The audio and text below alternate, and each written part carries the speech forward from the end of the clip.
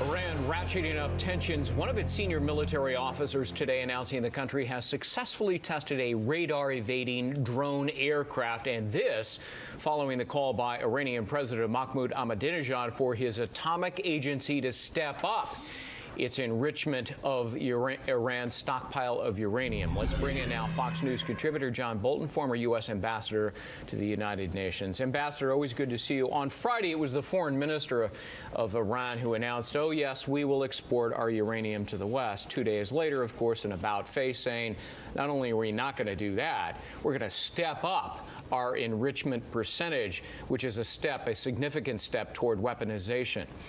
Is this the usual duplicity we have come to expect from Tehran, and what should our response be? Well, it is the usual duplicity. The real question, though, is how the United States and Europe reacts to it. You know, today in Vienna, the Iranian ambassador to the International Atomic Energy Agency gave the IAEA formal notice they were going to enrich uranium to 20%, as President Ahmadinejad said yesterday. So the real question is, will the West realize that Iran no longer has any intention whatever of shipping any of that uranium out of the country, or will they continue to try and negotiate with Iran?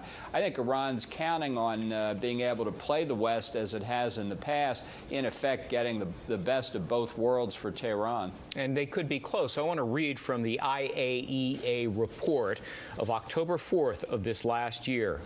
Iran has sufficient information to be able to design and produce a workable implosion nuclear device. How close are they? And would additional sanctions be met with the usual defiance?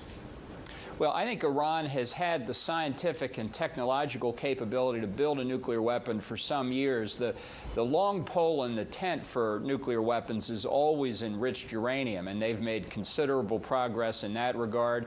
This statement they're about to go to 20% just gets them that much closer. And I think what all of this is intended to show is that Iran simply has no intention of being talked out of its nuclear weapons program, nor, I think, are we at the point where even very severe sanctions would dissuade them from continuing to try and get to nuclear weapons. And it's very unclear that there's any real prospect of strong sanctions out of the Security Council. Because of China and Russia. But look, we've already had 5 resolutions, 3 sets of sanctions. You know, they react to them with impunity. What about an embargo, cutting off the supply of refined gasoline products that would really choke them economically? That's a great idea. It would have worked, may have worked 5 years ago, but Iran has been aware of this vulnerability. They've been moving to increase their refining capabilities. They've been eliminating fuel subsidies. They could switch to natural gas. They have one of the largest reserves of natural gas in the world.